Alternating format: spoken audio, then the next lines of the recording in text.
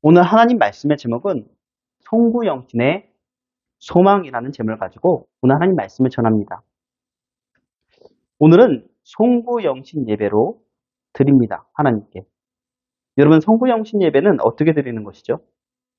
31일 날 12시 10초 전 10, 9, 8, 7, 6, 5, 4, 3, 1, 땡 해가지고 해피 뉴 이어 새해 복 많이 받으세요 라고 인사하며 시작하는 것이 예배인가요? 네, 맞습니다. 그것도. 그럼 송구영신 예배는 2023년도 한 해를 보내고 2024년도를 맞이하는 그런 해입니다. 그 맞이하면서 하나님께 감사를 드리는 것이 바로 송구영신 예배죠. 그럼 이전 말씀을 통하여서 예배는 감사입니다 라고 했습니다. 그럼 생각해 보십시오. 절기나 특별한 예배, 그 속에 감사라는 단어가 무조건 들어갑니다. 성탄 감사 예배, 맥주 감사 예배, 추수 감사 예배 등 감사가 들어가죠. 예배 때 감사가 그만큼 중요하다는 얘기입니다. 송구영신이란 무분해를 보내고 새해를 맞이한다라는 의미입니다. 2024년도 새해에 우리는 어떤 소망을 가져야 할까요? 저는 오산세교 급식교회 부흥의 소망을 가집니다. 특별히 좋은 소식이 있습니다. 무엇보다도 저의 마음을 따뜻하게 하고 힘이 되게 하는 그런 소식입니다. 우리 교회에 첫 온라인 감사헌금이 들어왔습니다. 박수로 하나님께 영광을 돌립시다. 하나님께 영광이요. 저에게는 큰 힘이 되는 그런 헌금이었습니다. 드린 손길을 위해 하나님의 복이 임하기를 원합니다. 또한 기도의 응답의 역사가 있기를 원합니다. 그럼 웬만한 믿음이 아니면 온라인 교회에 헌금을 드린다는 것, 감사 헌금을 드린다는 것은 어렵죠. 하나님이 주시는 그 마음이 동하고 오산세교 급식교회의 마음이 가야지 그것이 가능한 것입니다. 이렇게 2024년도에는 힘을 주는 일들이 많이 있었으면 좋겠습니다. 그러면 2023년도에 성도 여러분, 성경 말씀, 그 하나님 말씀으로 우리는 소망을 얻어야 합니다. 성경 말씀은 그냥 말씀이 아니라 하나님 말씀이기 때문이죠. 믿습니까? 성경이 하나님의 말씀인 것을 안다면 성경 말씀으로 힘을 얻고 위로받고 소망을 얻는 성도가 되어야 된다는 것입니다. 그러면 2023년도에 한국인들이 가장 많이 읽었던 성국, 최애 말씀이 무엇인지 알고 있습니까? 그러면 하이패밀리 단체에서 대표로 송기론 목사님 계시는데요. 굿TV라는 그곳에 의뢰를 했다고 합니다. 2023년도 한국인들이 최애 성구가 무엇입니까? 의뢰했더니 어떤 말씀이었냐면 빌립보서 4장 6절 말씀. 아무것도 염려하지 말고 다만 모든 일에 기도와 간구로 너희 구할 것을 감사함으로 하나님께 아뢰라 하는 말씀이었죠. 그리고 2위는 빌립보서 4장 7절 말씀입니다. 그리하면 모든 지각에 뛰어난 하나님의 평강이 그리스도 예수 안에서 너희 마음과 생각을 지키시리라. 하나님께 아뢰라. 하나님께 그 지킴을 바란다, 보호함을 바란다 라는 성도의 마음일 것입니다. 하이패밀리 단체에서 안드레센 공원 묘원에 대형 설치 미술품 K 바이블이 있습니다. 그것을 설치하였는데 이번에 2023년도 최애 성구인 빌립보서 4장 6절 말씀을 그 두루마리 형태에 따라서 그 앞에다가 창세기 있는 부분에다가 좀 띄어서 83cm 길이로 제작된 창세기가 있는 그 지점에 내 영혼의 GPS라는 표지판으로 새겨서 한 해 동안 전시된다고 합니다. 여러분, 성구영신 즉 무분해를 보내고 새해를 맞이한다는 의미를 여러분 성경에서 찾아보면 성경에서 같은 의미가 무엇이 있을까요? 마태복음 9장 17절 말씀입니다. 새 포도주를 낡은 가죽 부대에 넣지 아니하나니 그렇게 하면 부대가 터져 포도주도 쏟아지고 부대도 버리게 됩니다. 새 포도주는 새 부대에 넣어야 둘이 다 보존되는가라고 합니다. 여러분 낡은 가죽 부대에 넣으면 안 되고 새 가죽 부대에 넣어야 된다는 것이죠. 여러분 2023년도 여러분들에게 묵은 것은 무엇입니까? 해결되지 않는 문제입니까? 아니면 아직 이루어지지 않은 기도 제목들입니까? 낡은 가죽 부대인 걱정과 근심은 2023년도에 버리고 2023년도에 하나님께 소망을 두는 여러분이 되시기 바랍니다. 그럼 2024년도 새 가죽 부대 속에 넣을 것을 우리는 생각해야 됩니다. 새로운 것을 우리가 넣어야 되잖아요. 소망을 가지십시오. 반드시 하나님은 4년도에 넉넉히 풍성함으로 우리를 채우실 줄 믿습니다. 여러분 오늘 본문의 모세는 모압 평지에서 이렇게 느보산으로 올라가서요. 여리고 맞은편에 비스가 꼭대기에서 두 세계를 바라보고 있습니다. 하나님께서 보여주시죠. 보입니까? 느보산 맞은편에 뭐가 있죠? 여리고가 있잖아요. 이 느보산 조금 위쪽으로 가면 산이 느보산보다 조금 낮은데요. 거기가 여기 보면은 비스가 꼭대기, 비스가 산이라는 곳이 있습니다. 거기는 이제 여리고나 여기 예루살렘 뭐 이런 곳들이 다 잘 보여요. 그러니까 내가 들어가지 못하는 곳도 보이고 내가 들어가는 곳도 보이고 이스라엘 백성들이 지금 들어가는 그런 것들을 전체를 보여준다라는 것입니다. 하나님이 이스라엘 모세에게 보여주면서 뭐라고 하시나요?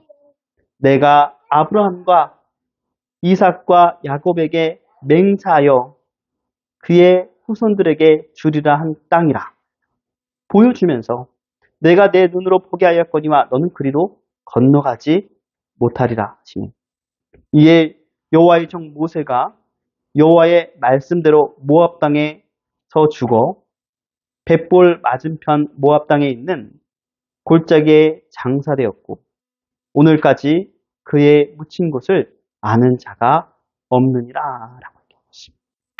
그럼 모세는 끝까지 가나안 땅에 갔으면 얼마나 좋았을까요? 그러나 하나님이 원하시는 것과 모세가 원하는 것은 뭐 다른 것 같습니다. 모세의 사명은 느보산까지였습니다. 그러면 보나 끝까지 들어가지 못하였죠. 그럼 어떤 이들은 이스라엘 백성들은 우리요. 가나안 땅은 천국을 의미한다고 합니다. 그러면서 모세는 천국에 들어가지 못하였습니다. 라고 합니다. 왜요? 모압 땅에서 죽었잖아요. 가나안 땅에 들어가지 못하였으니 말입니다. 가나안 땅이 천국의 모형이요. 이스라엘 백성들이 성도의 모형이나 모세가 천국에 들어가지 못하였다라고 하는 그 사람들은 성급한 일반화의 오류에 빠진 사람들입니다. 하나를 보면 열을 안다라고 해서 너무나 성급하게 선택을 했다라는 거죠. 그러나 모세의 경우는 좀 다릅니다. 그럼 르벤 지파의 땅에 속한 곳이 바로 느보산이에요. 그리고 모세의 경우가 좀 다른데 요단과 동편 땅은 지금 모세가 다 점령해서 올라왔습니다. 지금 서쪽 땅을 지금 요단강 서쪽 땅을 한마디로 가지 못한다는 뜻입니다. 이미 발을 담궜어요. 천국에 담궜다라는 것입니다. 하나님께. 그러니 모세가 천국에 들어가지 못하였다는 것은 그것은 말도 되지 않는 일입니다. 그런데 그냥 이렇게만 설명하면 그렇게 설명을 하는데 천국에 들어가는지 안 들어가는지 이게 중요한 것이 아니라는 것이죠. 그럼 그건 누가 결정하는 것이에요? 하나님이 결정하는 것인데 우리는 그냥 이렇게 추론만 할 수 있을 뿐이지 그것은 하나님께 맡겨야 되는 하나님의 주권입니다. 그러면 왜 가나안 땅의 끝까지 들어가지 못했을까요, 모세가? 하나님만 아시지만 우리 나름대로 어느 선까지는 생각해 볼 수 있습니다. 거기까지 한번 생각해 보죠.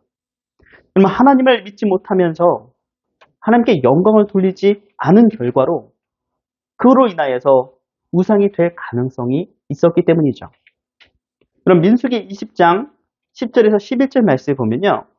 모세와 아론이 회중을 그 반석 앞에 모으고 모세가 그들에게 이르되 반역한 너희여 들으라. 우리가 너희를 위하여 이 반석에서 물을 내랴 하고 모세가 그의 손을 들어 그의 지팡이로 반석을 2번 치니 물이 많이 쏟아 나오므로 회중과 그의 짐승이 마시니라 라고 합니다. 분명 하나님은 형 아론과 또 모세와 함께 이 회중을 모아서 그들이 보는 데서 반석에 명령하여 물을 내라고 하였습니다. 그런데 모세는 하나님의 말씀과 좀 다르게 행하였죠. 말을 하였습니다. 하나님께서 우리에게 물을 주신답니다. 이 얘기가 아니라 화가 난 것 같아요. 우리가 너희를 위하여 이 반석에서 물을 내랴 하면서 물을 누가 주는 것처럼 아론과 모세가 주는 것처럼 얘기를 했다는 거죠. 또 지팡이로 2번을 쳐서 물이 솟아납니다. 뭐 2번을 치던 3번을 치던 말씀을 하면서 그러니까 말을 하면서 하나님의 영광을 돌리면서 치면은 뭐가 다르겠어요? 상관이 없죠. 뭐 치든지. 근데 그런 말을 하면서 그걸 치면 거기 있는 회중들, 이스라엘 백성들은 모세가 아론이 물을 준다고 착각할 수도 있다는 것입니다. 이 세상은 오해가 많기 때문이죠. 여러분 민수기 20장 12절 말씀 보면 여호와께서 모세와 아론이 아론에게 이르시되 너희가 나를 믿지 아니하고 이것이 중요한 겁니다. 이스라엘 자손의 목전에서 내 거룩함을 나타내지 아니한 거로 너희는 이 회중을 내가 그들에게 준 땅으로 인도하여 드리지 못한다 하시니라 라고 합니다. 그럼 모세의 행동이 모세와 아론이 하나님을 믿지 않아서 생긴 일이라고 얘기하고 있습니다. 믿지 않는 것이 뿐만 아니라 이스라엘 백성 앞에서 하나님의 거룩함을 영광을 나타내지 못하여 도리어 모세와 아론의 영광을 받았으니 그것이 우상이 될 가능성이 높다라는 거죠. 그럼 오늘 본문 말씀 신명기 34장 11절 말씀에는요. 여호와 이스라엘 자손의 목전이라는 그 얘기가 또 나옵니다. 여호와께서 그를 애굽 땅에서 보내사 바로와 그의 모든 신하와 그의 온 땅의 모든 이적과 기사와 모든 큰 권능과 위엄을 행하게 하시매 누가 행하게 하신다고요? 하나님이 온 이스라엘의 목전에서 그것을 행한 자다. 하나님의 명령으로 하나님의 영광을 돌리며 그 목전에서 이스라엘 목전에서 행하던 자였는데 지금 그것을 잊어버리고 믿음을 잊어버리고 지금 자신의 영광을 드러냈다라는 것입니다. 믿음 없이 모세의 실수는 믿음 없는 그런 모습이었습니다. 하나님께 소망을 가져야 되는데도 불구하고 하나님이 행하게 하시면 이스라엘 목전에서 모든 이적과 기사와 모든 큰 권능과 위엄을 행한 자가 모세였습니다. 그러기에 하나님을 믿고 하나님께 영광을 돌리는 것은 마땅한 모세였죠. 이것은 우리의 생각일 뿐 하나님만이 아시는 일이죠. 우린 여기까지만 못 들어간 이유가 요것 때문일 것 같다라고 하는 거죠. 그러면 이것을 확대 해석해서 천국에 못 들어갔다라고 할 수 없습니다. 그럼 하나님이 모세에게 가나안 땅에 들어가지 말라고 절망을 주시는 것 같습니까, 지금? 그게 아니라 소망을 주시는 겁니다. 그 소망이 무엇일까요? 그러면 아브라함을 보면 이 모세하고 좀 상황이 비슷한 것 같아요. 환경이 아니라 하나님의 약속을 우리는 기억해야 합니다. 아브라함과 모세를 한번 비교해 봅시다. 약속의 소망해야 됩니다. 내가 아브라함과 이삭과 야곱에게 맹세하여 그 후손에게 주리라고 하죠. 그럼 모세는 아브라함과 이삭과 야곱의 후손이에요. 이스라엘 백성도 마찬가지고 하나님께서 준다고 약속하셨는데 그것을 번복하시는 하나님이 아니라는 거죠. 모세에게 준다고 하셨는데 끝까지 못 갔을 뿐이지. 여러분 인생의 하나님의 그 역사 속에서 많은 일들이 있지만 여러분 내가 200년을 300년을 살고 싶다고 살 수 있습니까? 하나님의 정한 때가 있다라는 것입니다. 모세도 그것과 마찬가지라는 거죠. 그럼 그 후에 보아스나 건너가지 못한다는 그 말에 집착할 때가 있습니다. 근데 그 전에 그 말씀이 더 중요한 것이죠. 모세의 조상이 누구다? 아브라함과 이삭과 야곱이다. 하나님께서 그 후손에게 무엇을 주신다? 이 땅을 주신다. 여러분 이스라엘 백성도 그렇죠. 그렇다면 모세도 이스라엘 백성입니다. 모세에게도 하나님의 약속이 이루어졌습니다. 여러분 아브라함은 나그네로 살았어요. 하나님께서 그 약속의 땅을 보여줄 땅을 준다 그랬는데 그걸 누린 것이 아니라 그곳에서 나그네처럼 살았다라는 거죠. 하나님이 주신 땅을 밟았지만 자신의 땅이라고 말하지 못하던 땅이요. 무덤으로 쓸 작은 땅만 살 뿐이었습니다. 그럼에도 불구하고 누굴 믿었다고요? 하나님을 믿으니. 하나님께서 기뻐하셨다고 얘기하잖아요. 하나님께서 계속적으로 약속하셨습니다. 아브라함의 뛰어난 믿음의 사람이었습니까? 계속적으로 하나님께서 아브라함을 찾아와서 너는 내가 이런 약속을 하였어. 계속 상기시키고 마음의 훈련을 시키셨습니다. 창세기 12장 1절 말씀에 보면 여호와께서 아브라함에게 이르시되 너는 너의 고향과 친척과 아비 집을 떠나 내가 내게 보여줄 땅으로 가라. 우리는 가나안 땅이라는 것을 아나. 보여줄 땅.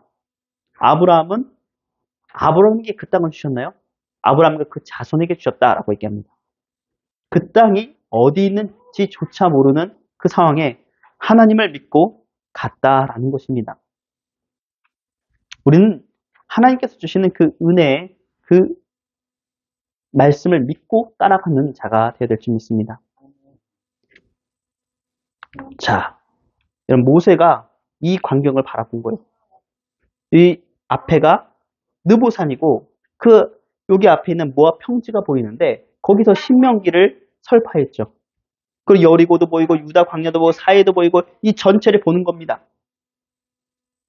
그 서해 동편 그쪽을 바라보면서 하나님께서 이스라엘 백성들에게 주실 땅을 바라보면서 있는데 내가 가지 못하지만 이스라엘 백성들이 저기를 가서 있는다는 그 자체만으로 마음이 뿌듯하지 않았을까요? 여러분 생각해 보십시오. 내가 잘 되는 것이 좋습니까? 내 자녀가 더 잘 되는 것이 좋습니까? 여러분 그런 마음이 있다면 아버지 같은 아니면 어머니 같은 그 마음이 있다면 모세는 이것을 보고 하나님이 주신 그 소망을 얻었을 겁니다.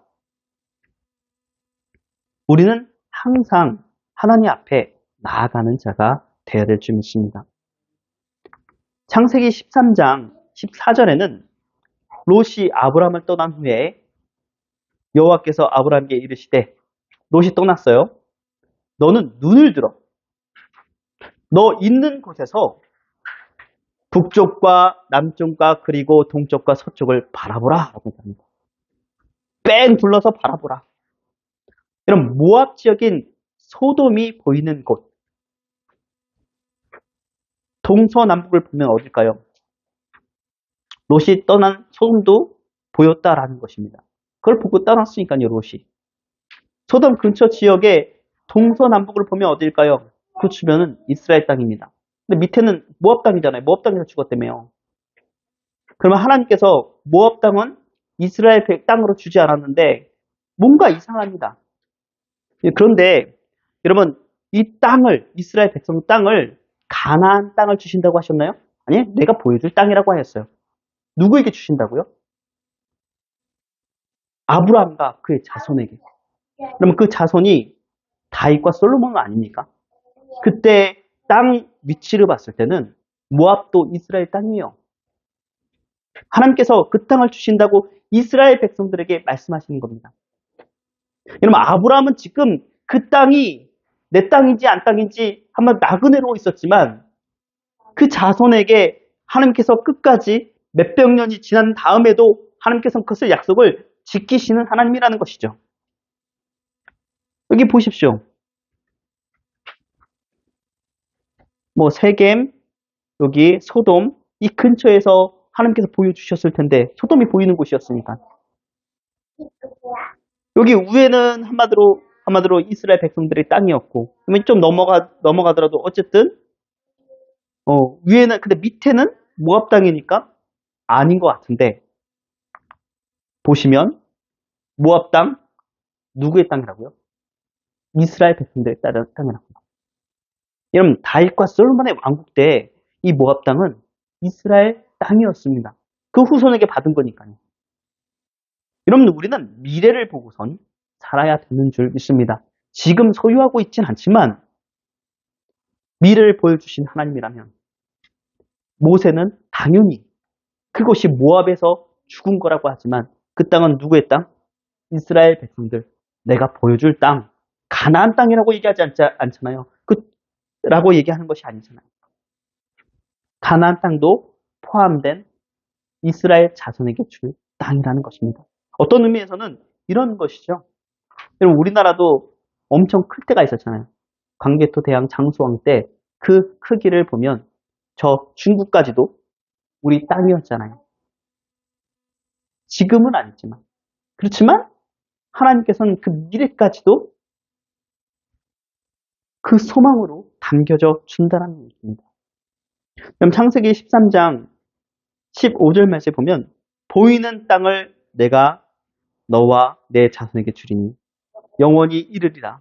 내가 내 자손이 땅에 티끌같게 하리니 사람이 땅에 티끌을 능히 셀 수 있을진데 내 자손도 세리라. 너는 일어나 그 땅을 종과 횡으로 두루 다녀보라. 내가 그것을 내게 주리라. 동서남북으로 보라라고 하는 것뿐만 아니라 넌 종과 횡으로 다녀보라. 하나님이 주신 것을 믿고 가보라. 내가 지금 환경은 아무것도 없지만 너의 자손에게 이것을 베풀어 줄 것이다 라고 하나님께서는 약속하셨다는 얘기입니다. 여러분 이처럼 하나님은 약속하시고 주실 때 하나님만의 믿음의 훈련을 시키십니다. 또한 시청각적이고 오감적인 것을 사용하여서 믿음의 훈련을 우리에게 시키신다는 얘기입니다. 아브라함을 훈련시키셨던 하나님이 모세와 이스라엘을 똑같이 훈련시키고 계시는 것이죠. 약 200만 명이나 되는 노예의 큰 성에 쪄들은 이스라엘 백성들을 광야로 인도하여 내는 그 훈련을 시키시며 함께 하나님이 어떠한 분이신지 깨닫게 하였습니다. 홍해를 육지같이 또 요단강을 육지같이 건너게 하신 하나님, 또 호렙산과 그 호렙산 즉 신의 산을 통하여서 힘든 일도 있었지만 십계명 두들판을 주시며 하나님의 사람은 어떠한 법으로 우리가 지켜야 되며 살아야 될지 낮과 낮에는 구름 기둥이요 밤에는 불 기둥으로 우리를 보호하시고 만나와 메추라기로 우리를 보호하셨습니다. 먹이시고 그럼 그뿐입니까? 신의 광야에서 모세가 십계명을 받으러 간 사이 좋은 일만 있었던 것이 아니에요. 금송아지를 만들어 하나님이라고 하며 타락하였고 또 반역이 일으킨 이 고라의 반역은 쓰라린 아픔으로 남았습니다. 고라의 반역으로 인하여서 땅이 갈라져 삼켜버리는 심판이 임했죠. 하나님과 함께 한다고 하면 힘든 것과 뭐 이런 것들 어려운 것이 안 오는 것이 아니라는 것이죠. 좋은 일도 나쁜 일도 이 환경에 있지만 하나님은 어떤 환경 속에서도 하나님의 사람을 훈련시키시며 성장시켜 주신다라는 것입니다. 여러분 2024년도에도 성장하는 한 해가 되기를 원합니다. 그러면 성장의 증거는 나이입니다. 한 해가 지나면 한 살을 먹죠. 그럼 나무도 마찬가지죠. 나무도 이렇게 나이테가 있습니다. 여러분 계절의 변화에 따른 생장의 차이로 1년에 하나씩 고리가 생긴다고 합니다. 이 고리로 나무의 나이를 알 수 있으므로 나이테라고 하기도 하고 같은 말로 연륜이라고 합니다. 연륜. 많이 들어봤죠? 연륜. 연륜이 지긋하시네요. 나이. 그러면 2023년도 한 해가 가도 2024년도 한 해가 오면 이 세월의 나이테가 그어진다라는 거죠. 세월의 굴곡이 새겨집니다. 나이테가 한 해 한 해 같은 모양이지만 새겨지면 그 나무가 성장하고 있다는 증거입니다. 오늘처럼 한 해를 가고 한 해가 오면 나이테가 영적인 나이테, 인생의 나이테가 그어지죠. 그러면 이런 반복을 하면 어느덧 사람은 하나님 앞에 서게 되고 하나님 앞에 판단되어집니다. 그래서 사람은 하루하루마다 후회 없이 하나님의 앞에서 삶을 사는 자가 되어야 될 줄 믿습니다. 그럼 모세도 인생의 나이테를 통하여서 하나님께 훈련을 받은 사람이죠. 이스라엘의 지도자가 되어 노예 백성을 해방시키고 이스라엘 백성들을 가나안 땅으로 인도하는 영적 지도자. 다시 말하면 하나님의 마음에 합한 믿음의 사람, 순종의 사람이 되기 위해서 왕의 자리에서 겸손히 내려왔고 왕자의 자리에서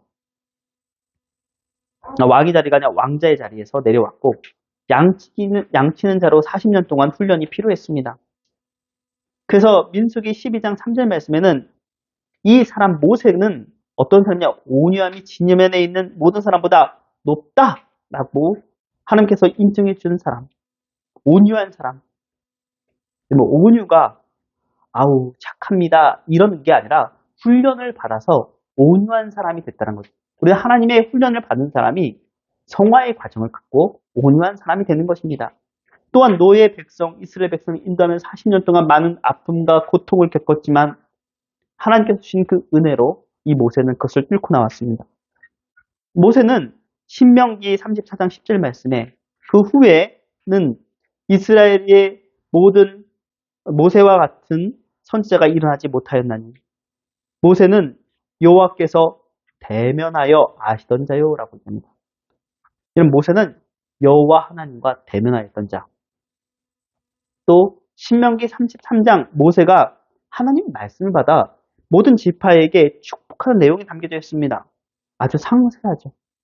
그럼 하나님과 얼마나 깊은 관계에 있었으면 이렇게 각 지파에 맞는 그 축복과 그 한마디로 상세한 것을 얘기할 수 있지라고 합니다. 그러면서 마지막으로 뭐라고 하냐면 이스라엘이여 너는 행복한 민족이라고 얘기합니다. 그 이유는 하나님이 이스라엘 백성들을 구원하셨기 때문이다. 이러한 깊은 교제를 한 모세는 아마도 이스라엘 그 요단강 서편 땅 들어가고 싶었을 겁니다. 이스라엘을 통해서 하나님의 역사하심을 끝까지 보고 싶었을 겁니다. 그리고 이스라엘의 미래를 보여주시는 그 하나님께 감사했을 겁니다. 그러나 하나님께서는 거기까지다 라고 했을 때 하나님께서는 그 보여주신 이유가 무엇일까요? 나는 반드시 너가 없어도 약속을 지킬 거야. 너의 사명은 지금 여기서 쉬어도 된다. 그만큼 잘했다라는 칭찬이겠죠. 너는 이제 못 들어가라는 그러한 절망이 아니라 소망이라는 것입니다. 여러분도 그렇지 않습니까? 하나님이 주시는 그 2024년도에 이 마지막에 2023년도 마지막에 2024년도를 보며 소망을 주시는 하나님을 바라보는 여러분이 되었으면 좋겠습니다. 네. 우리는 하나님이 주신 사명을 가지고 땅 위에 사는 동안 하나님이 주신 목표를 향해 달려갑니다. 성장해야 됩니다. 하나님 주신 목표를 이루는 것이 내가 아닌 하나님이시죠. 하나님과 나의 생각이 다를 수는 있어도 하나님은 영적으로 훈련시켜서 더 선한 것, 좋은 것으로 우리를 채우실 줄 믿습니다. 시간이 흘러 영적 나이테, 즉 영적 연륜이 그것을 되돌아보면 그 흔적을 되돌아보면 하나님께 감사하는 믿음의 사람이 될 줄 믿습니다. 그럼 2023년 무구네를 우리는 보내야 합니다. 보내는 법은 좋은 일이든 힘든 일이든 생각하면서 하나님의 뜻이 하나님의 목적이 무엇인지 생각하고 감사하는 일. 하나님께서 여기서 가라고 하셨군요. 멈추라고 하셨군요. 그것을 생각하며 감사하는 여러분이 되시기 바랍니다. 2023년도에 4년도에 우리에게 주실 더 큰 복을 기대하며 나아가야 됩니다. 새해 복 많이 받는 2024년이 되시기 바랍니다. 그러면 2023년도에 복의 주인공이 되는 오산세교급식교회 성도들이 다 되시기 바랍니다. 기도하겠습니다. 하나님 아버지 감사합니다. 하나님께서 주신 그 은혜 가운데서 살게 하여 주시옵소서. 모세는 하나님 주신 그 보여줌의 소망이 있었습니다. 하나님께서 가라고 하면 간 사람이 모세였고 멈추라고 하면 멈춘 사람이 모세였습니다. 그럼 이 법칙은 아브라함도 마찬가지였죠. 내가 갈 바를 알지 못하는 그 속에서도 하나님을 믿고 하나님이 가라면 가고 멈추라면 멈춘 사람이 바로 아브라함이었습니다. 중간에 어려움이 있다 할지라도 그것을 승리로 이끌어낸 사람들입니다. 하나님을 믿고 말입니다. 우리도 2024년도에 하나님을 믿으며 앞으로 나아가는 하나님께 소망을 가지고 하나님의 역사하심을 이를 바라보며 하나님의 새 일이 무엇일지 기대하는 자가 되게 하여 주시옵소서. 감사하며 예수님 이름으로 기도합니다. 아멘.